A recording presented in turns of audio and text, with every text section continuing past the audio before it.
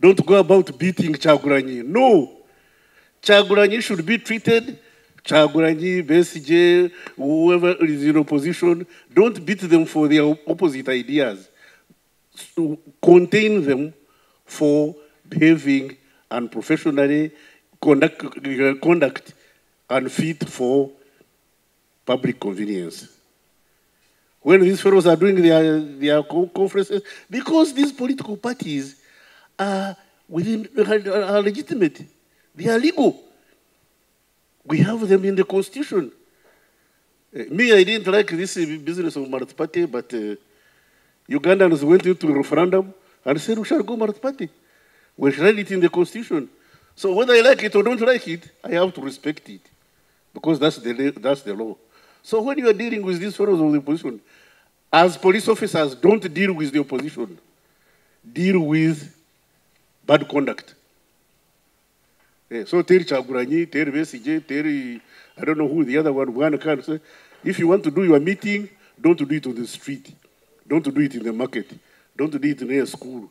Don't do it show him where to go. Say, if you want to make noise, go to Kororo, go and jump up and down. When you are tired, you go home.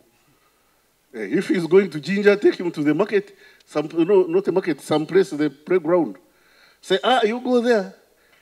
And let him go there with his people, his or her people. They jump up and down, shout, and they can insult those of us who are in politics.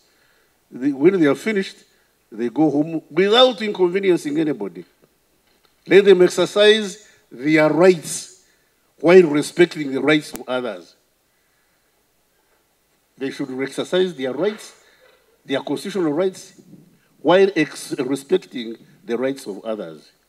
Don't come to our markets. Don't inconvenience us on the street. For you are going to a rally. Me, I'm doing trade. One day I was in a market, and I had my door open. I was doing something.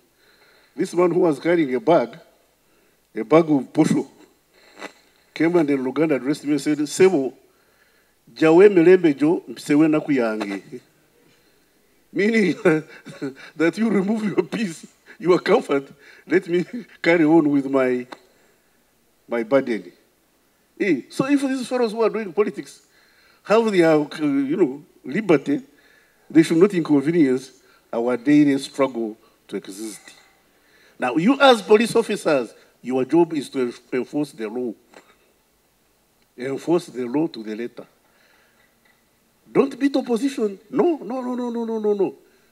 Deal with errant citizens. There is a difference.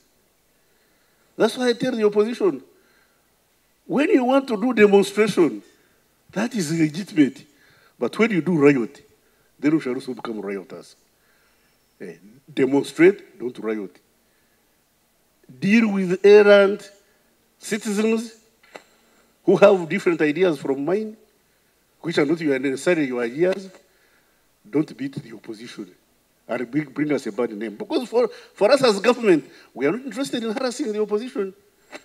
But for you as police, deal with people who don't conduct themselves properly, but stick to the law.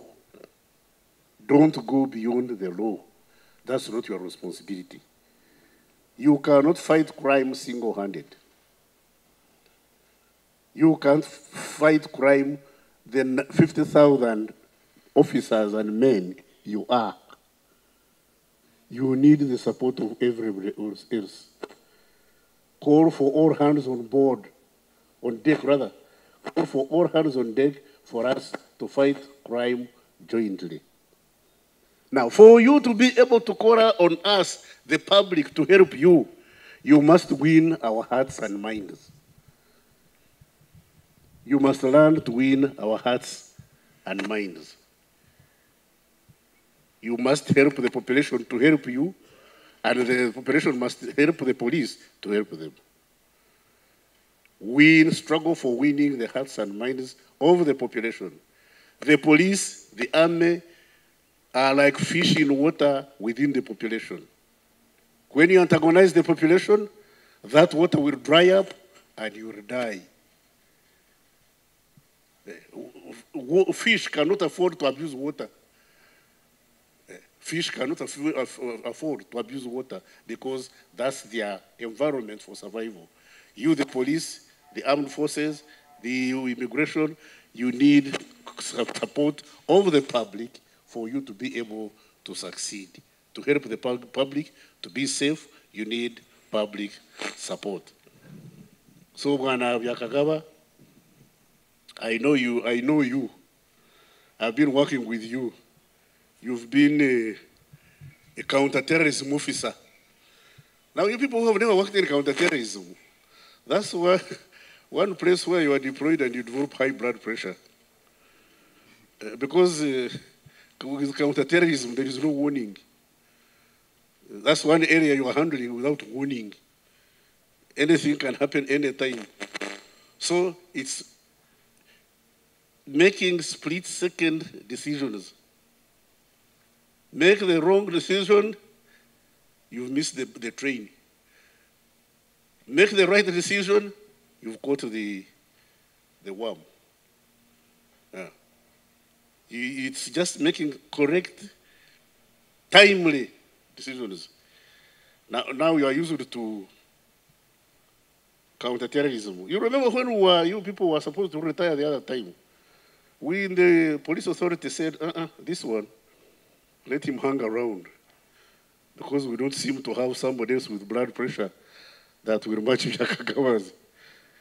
Everybody else who is put there just gets